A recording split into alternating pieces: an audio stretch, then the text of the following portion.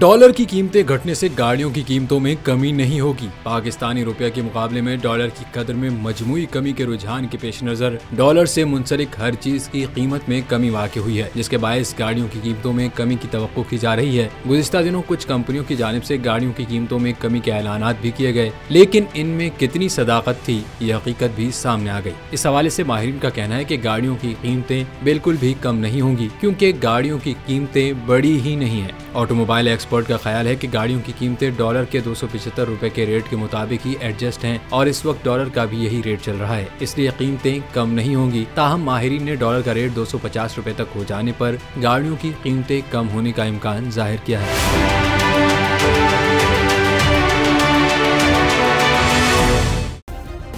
Subscribe करें और bell दबाएं ताकि कोई खबर रह न जाए।